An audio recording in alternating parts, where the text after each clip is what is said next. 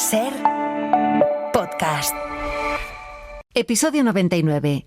Nefanda historia. Muy buenas a todos, ¿qué tal, Nerea? Muy bien, en modo recuperación, que ese me encanta, en modo recuperación de la historia, de la remota, esta vez, con uno de nuestros expertos de cabecera. Ya sabéis que una de las grandes apuestas de este podcast es la memoria histórica.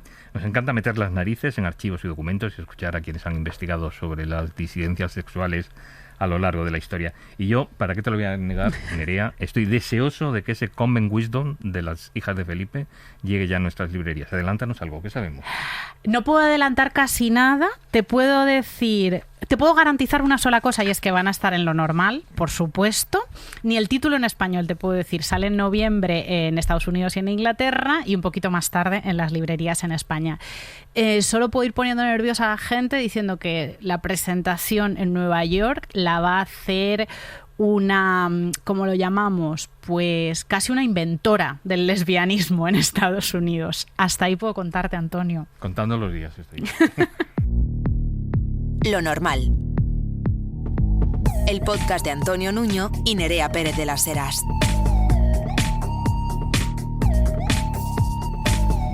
Un podcast normal.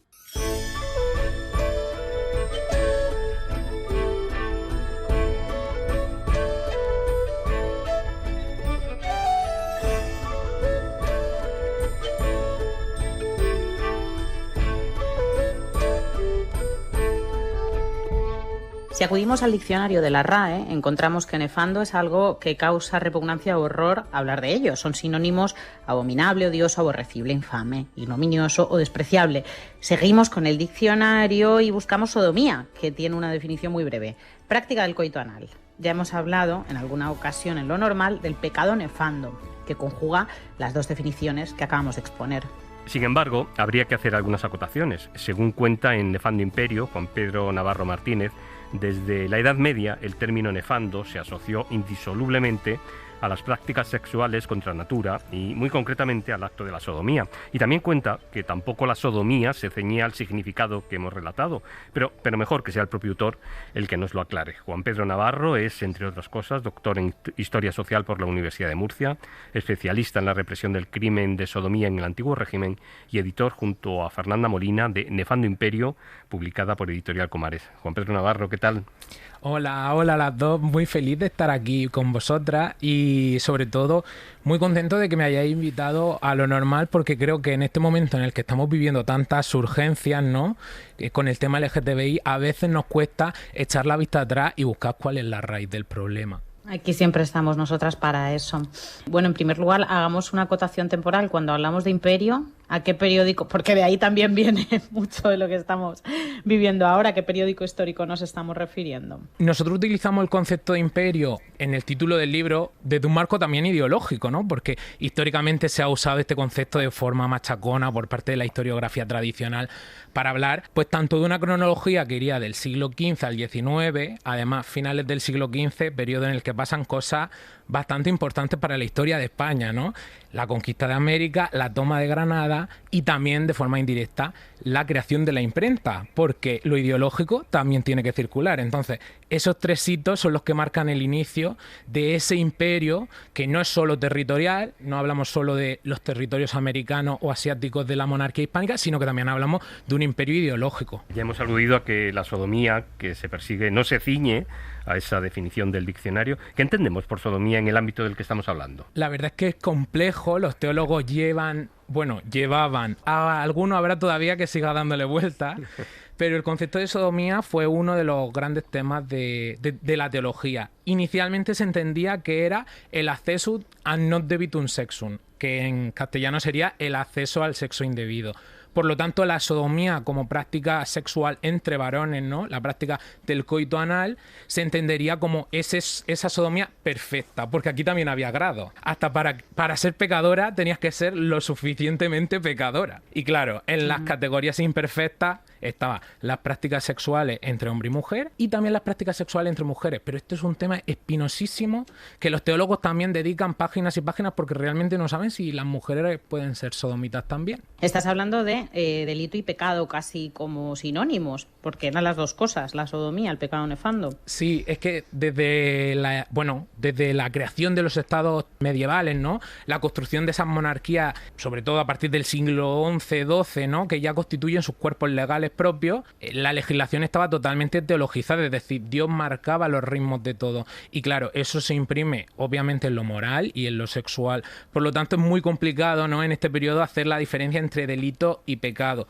Sí que es cierto que hay textos, ¿no? Como por ejemplo el Leviatán de Hobbes, que ya habla abiertamente de que aunque todos los delitos sean pecados, no todos los pecados tienen que ser delitos. ¿Quién era el encargado? ¿Quiénes eran los encargados de perseguir ese delito? Pues hasta en estas cosas tenemos conflictos totales y territoriales. En eso no cambiamos nada. Y en la monarquía hispánica, a inicios de la Edad Moderna, hay un problema. Y es que según la legislación, era en Castilla los tribunales civiles, es decir, la justicia real, quien debía de condenar estas prácticas. Claro, en la Corona de Aragón, que tenían sus fueros propios, esta legislación no la veían, obviamente la veían como una pérdida de facultades. Y en ese sentido se crea la pragmática de los Reyes Católicos, que empieza ya, ¿no?, a marcar que sean tribunales civiles, los tribunales reales, que serían un poco genealógicamente lo que son nuestros tribunales superiores de justicia en la actualidad, pero la Inquisición también quería llevarse un trozo de pastel. Así que tras muchas peleas y que interviniera el Papa Clemente VII, finalmente se decide que en la Corona de Aragón sea la Inquisición y en Castilla sean los tribunales civiles, lo que es una anomalía, porque la justicia emanaba del poder real. No había dos reyes, pero sí había dos legislaciones, lo que marca también un poco pues la historia territorial y genealógica de la monarquía hispánica, es decir, nunca ha sido un territorio homogéneo. Pero como se suele decir, en el imperio no se ponía el sol. ¿Qué pasaba en América? ¿Qué pasaba en los territorios que eran colonias?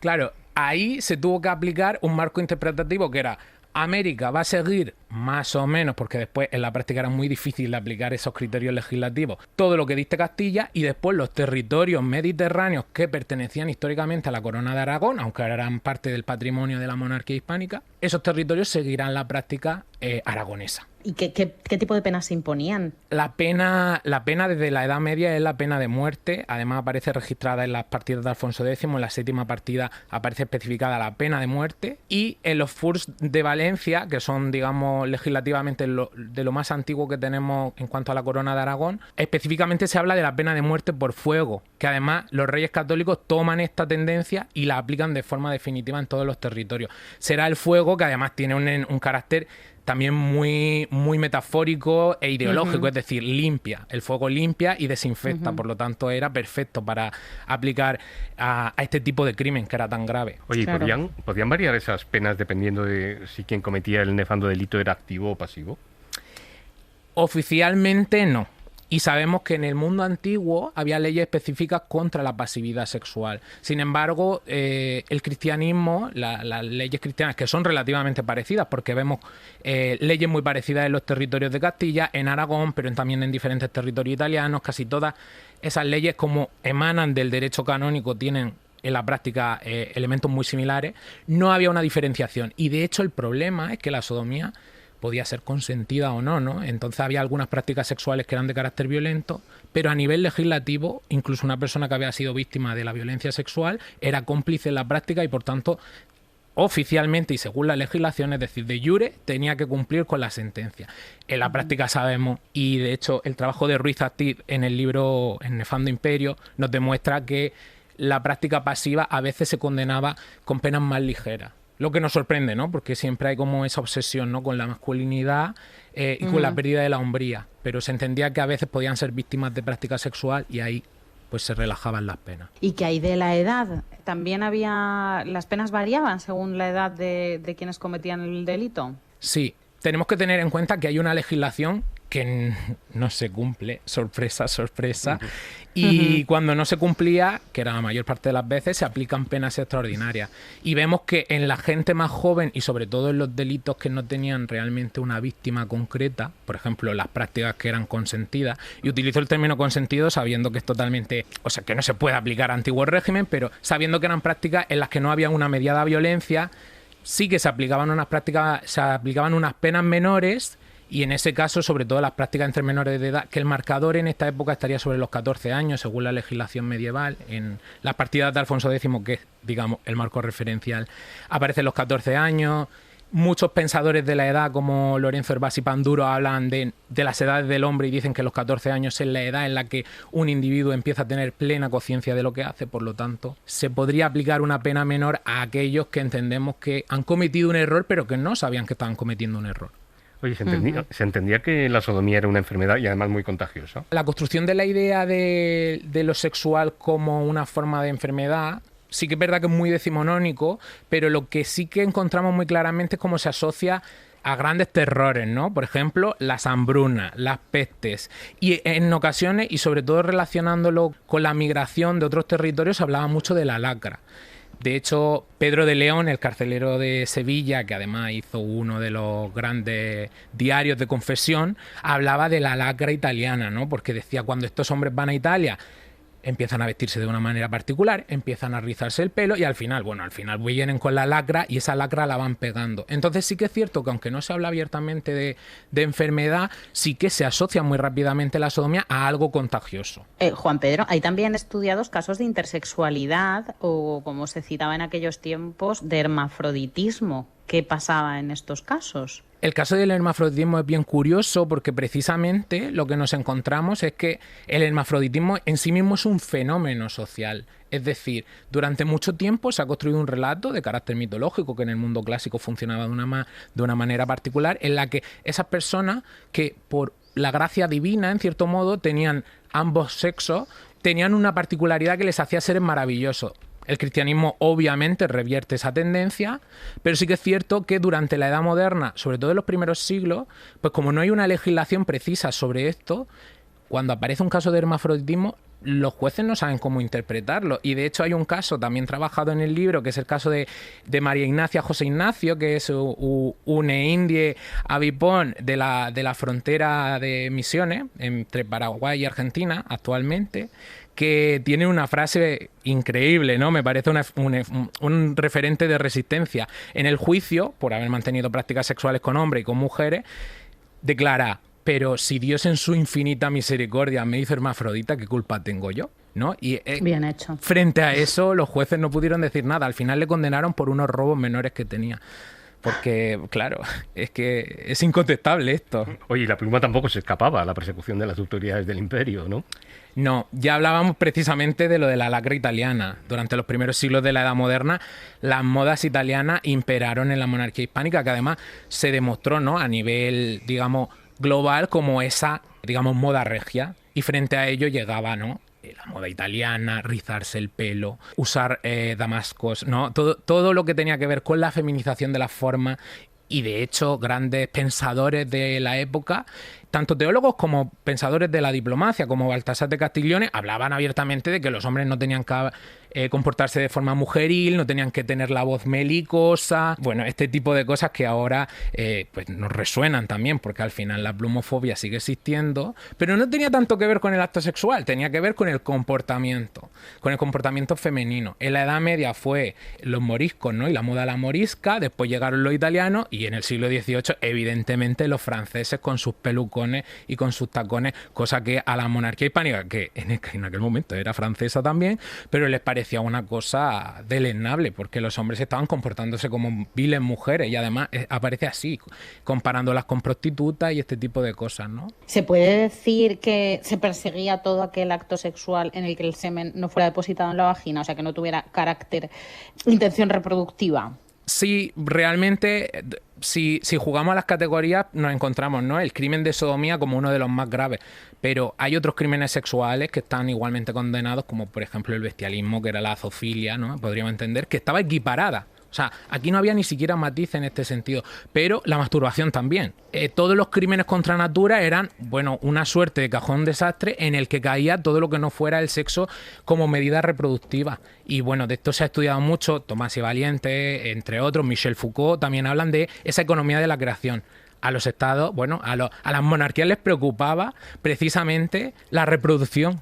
Entonces, si tú estabas gastando tu semen porque además pensaban muchos de ellos que el semen era una cantidad contable, que cuando se te acababa en el cuerpo ya no había más, y entonces se te acababa el reproducirte. Si tú estabas gastándolo en otras cosas, en otros menesteres, evidentemente eso se debía de reprimir. Oye, son muchos menos los casos, ya has comentado algo, los casos que aparecen en el libro sobre persecución a lesbianas. ¿Cuál es la causa? Hay muchas, y la más obvia obviamente es la propia sociabilidad femenina durante la Edad Moderna, también medieval, ¿no? Como estos espacios de relaciones femeninas en las que no hay un control directo por parte del exterior, ¿no?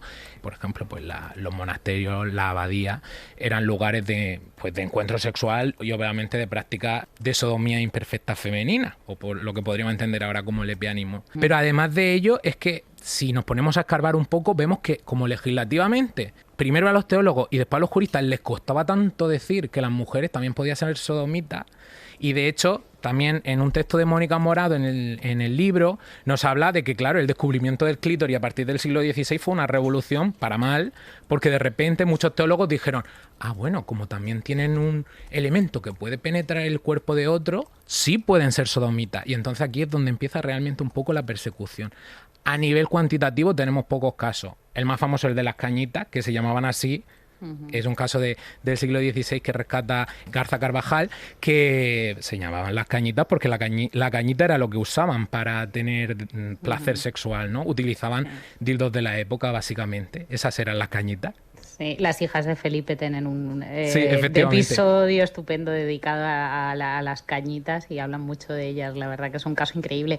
¿Y una simple denuncia podía conducir a ser perseguido por los tribunales o por la Inquisición? O sea, ¿qué papel juega la denuncia popular, el vecindario en la apertura de este tipo de procesos?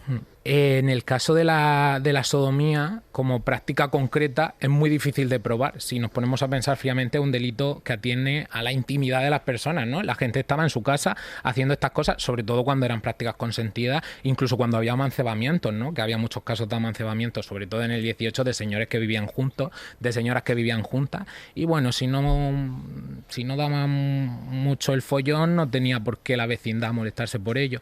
Sí que es cierto que una denuncia solo podía hacer que toda la comunidad, bueno, que se rompiera el pacto social comunitario y que funcionase como un panóptico, es decir, los vecinos se convertían en policías. Pero al mismo tiempo también hemos visto que ha habido muchas redes de cuidado, tanto por parte de los familiares como por parte de amigos, ¿no? Hemos encontrado cartas de acusados de sodomía en los que hablan abiertamente, sin utilizar la palabra, por supuesto, porque tontos no eran y sabían que podían interceptar esas cartas, pero hablaban de esta cuestión con sus familiares y con sus amigos en el siglo XVII y en el XVIII.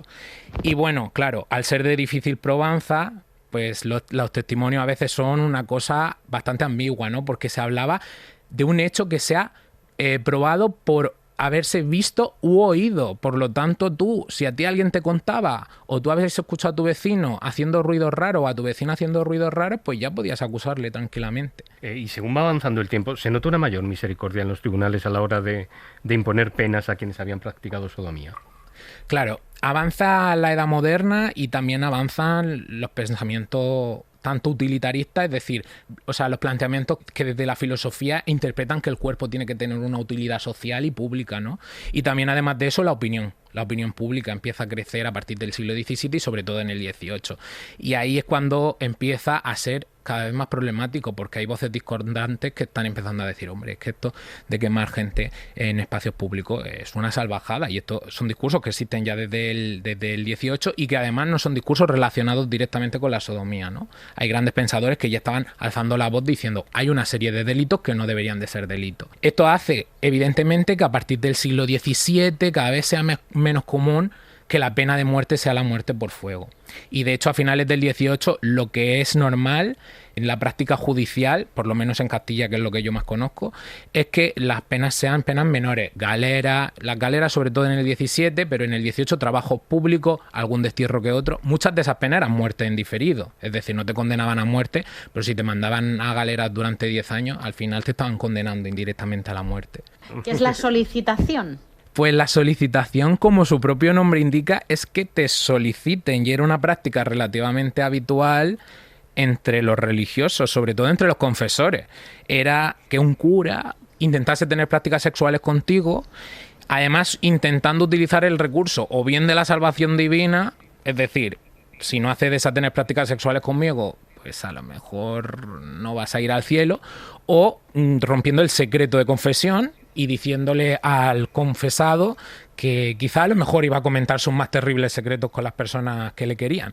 Por lo tanto, hay mucho estudiado sobre la solicitación a mujeres, es bastante frecuente y de hecho también en el 19 y en el 20 evidentemente se continúa esta práctica, pero sobre solicitación sodomítica, podríamos decir, solicitación entre varones, hay poco y bueno, de lo poquito que hay también lo hemos podido recoger en el libro. Y una de las infinitas anécdotas que aparecen precisamente en el libro, ¿es cierto que la estructura que conocemos de los confesionarios se diseñó así para evitar precisamente las solicitaciones? El artefacto. Es que es muy interesante esto porque realmente, además que hay una cronología muy concreta. Esto es Concilio de Trento total y absoluto. El Concilio de Trento nos dio muchas cosas, como por ejemplo, cómo se ha de comportar la familia, cómo ha de constituirse, cómo se tiene que comportar un hombre, cómo se tiene que comportar una mujer, todos los decoros sexuales que tenemos que tener. Ahí nace un poco algo que en el 19 ya estallará y constituirá, ¿no?, nuestro modelo familiar, de género. Pero es que Trento también nos da este tipo de cosas, como por ejemplo crear una estructura para que el confesor no te estuviera viendo directamente. Y claro, de nuevo, dos interpretaciones, ¿no? Se puede decir que lo hacen porque así, al no ver al confesor, estás escuchando in persona Christi al propio creador, es decir, estás escuchando a Dios porque como tú no estás viendo al confesor, no estás viendo al cura de tu pueblo, de tu parroquia, hablándote, es realmente Dios el que te está hablando. Y por otro lado, evidentemente, y además está estudiadísimo, para evitar abusos, para que no hubiese contacto físico entre las personas. ¿Y en qué momento se deja de perseguir el pecado nefando? En el caso español, y ya hablo de España como concepto ya de construcción de Estado-nación contemporáneo, porque además estamos hablando de siglo XIX, proceso de centralización política, aparición de códigos penales. Precisamente hay dos intentos y uno sale bien. El primero es un poco triste y es el Código Penal de 1822, que es el Código Penal que nace después de la Constitución gaditana como un proyecto reformador de influencia francesa que quiere romper también con esa idea confesional del Estado. Y claro, todos sabemos, bueno, si te pones a escarbar un poquito en la historia del siglo XIX, que el trienio liberal pues duró 3 añitos y después volvimos al absolutismo y a prácticas de antiguo régimen, es decir, volvió la legislación de Alfonso X, los Reyes Católicos y Felipe II. Entonces, ese primer intento no funcionó, pero el proyecto era no incluir la palabra sodomía en el texto. No se hace abiertamente una despenalización, sino que simplemente no se incluye este término y el delito en su forma más lesiva aparece imbuido en otras prácticas. Esto es lo que se aplica de forma definitiva en el del 48. 1848 ya definitivamente ya tenemos un código penal que aplica de forma efectiva y en el que vemos que ya la sodomía no aparece como crimen. Pues Juan Pedro Navarro Martínez, coeditor de Nefando Imperio, publicado por Comares Historia, muchas gracias por habernos acompañado en este recorrido por la historia del pecado nefando en el Imperio Hispánico. Muchísimas gracias a vosotras. Gracias. Adiós.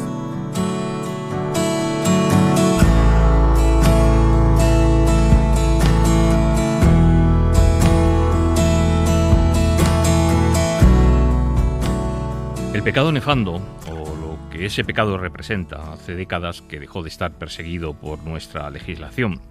Sin embargo, la sociedad, una parte de ella al menos, sigue castigando la disidencia sexual, incluso con saña en buena parte de los casos. Tenemos varios casos relativamente cercanos en el tiempo.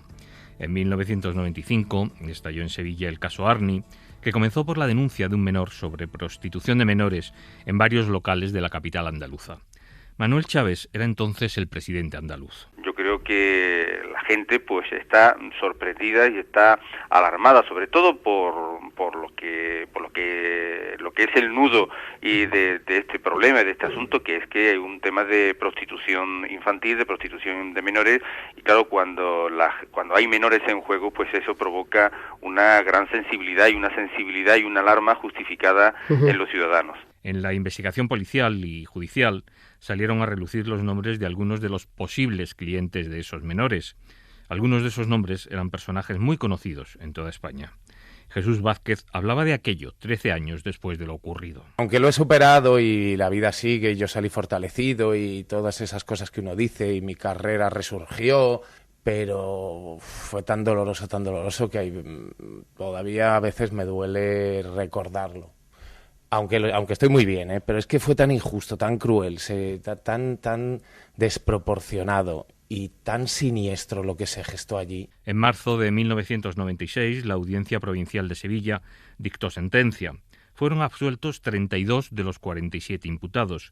Solo fueron condenados los dueños de los clubes y algunos clientes que habían reconocido las relaciones.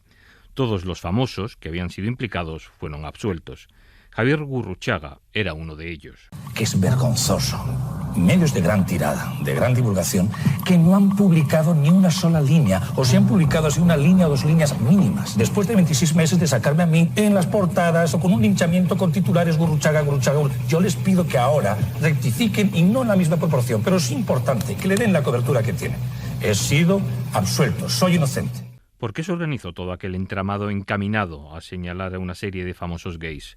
Jesús Vázquez exponía su teoría en A vivir que son 2 días. Aquí había otra especie de teoría de conspiración, como un intento de esta España conservadora, más rancia y más nostálgica, un poco de dar un palo a lo que es imparable. Por daros un escarmiento. Un escarmiento, por decir, estos maricones se van a enterar. Vamos a montar aquí un numerazo, como se ha hecho tantas veces. Y vamos a otra vez a cubrirlos de ignominia y a que parezcan monstruos y a que les metan en la cárcel y un poco recuperar aquel espíritu preconstitucional.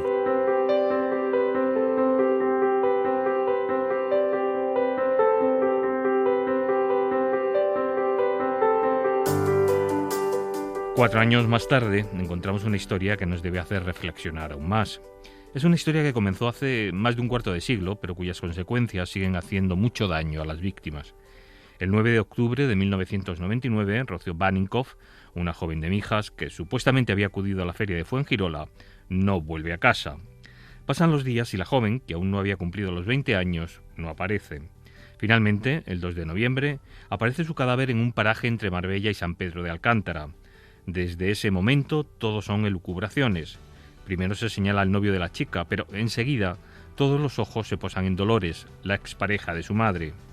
El entorno, los medios y la opinión pública lo tienen claro. Dolores Vázquez ha actuado contra Rocío por venganza hacia su madre, que la ha abandonado. Las fuerzas de seguridad y la justicia también señalan a Dolores. Es detenida casi un año después del asesinato, en septiembre de 2000, y trasladada a la prisión de Alaurín de la Torre. El juicio se produjo en septiembre de 2001. Dolores siempre defendió su inocencia. Que busquen a los culpables, porque yo no lo he hecho. Y ahí están, ahí fuera están los culpables. Posiblemente incluso aquí en esta sala. Y por favor, no vuelvan a cometer otro error, porque yo no he sido. De nada valió su alegato. El jurado hacía público su veredicto 2 días más tarde. El jurado, por mayoría, encontramos al acusado, doña Dolores Vázquez Mosquera, culpable del delito de asesinato. Dolores pasó 519 días en la cárcel. En agosto de 2003, otra chica, Sonia Caravantes, desaparece en Coín, muy cerca de Mijas. Un mes más tarde, el cotejo del ADN de una colilla señala que su asesino es el mismo de Rocío Baninkoff. Pocos días después, un ciudadano británico, Tony Alexander King, es detenido por los 2 asesinatos.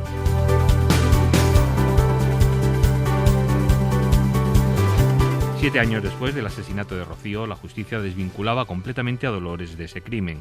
Nadie le ha pedido perdón, no ha recibido ningún tipo de indemnización.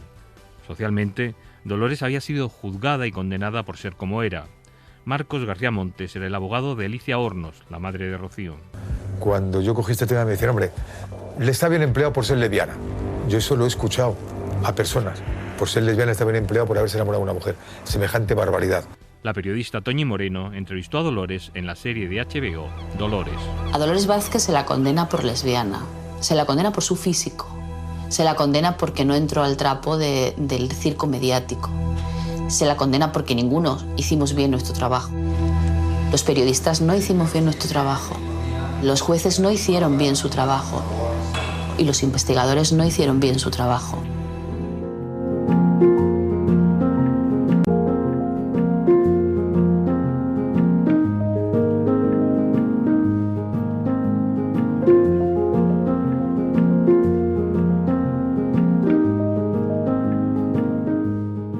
Con la constatación de que el pecado nefando no es algo que desapareciera tras la Inquisición y el antiguo régimen, vamos poniendo punto final a este episodio. Y principio a la recuperación de muchos momentos de nuestra historia que se están recuperando ahora, ¿no? Que están volviendo y que también forman parte de la cultura general. Cada vez estamos más cerquita del episodio 100. Nos vamos en compañía de José María Sendra, Marta Valiente, Luis Miguel Ortiz y Pablo Palacios. Hasta la próxima. Chao.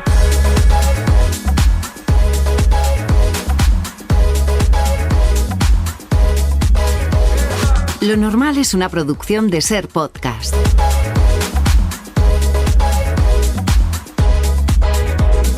Dirección y presentación, Nerea Pérez de las Heras y Antonio Nuño. Guión y producción, Tony Cuart.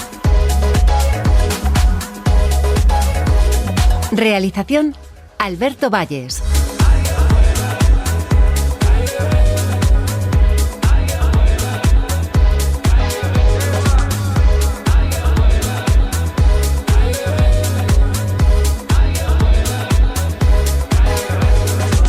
Para no perderte ningún episodio, síguenos y suscríbete en la aplicación y la web de la cadena SER y en todas las plataformas.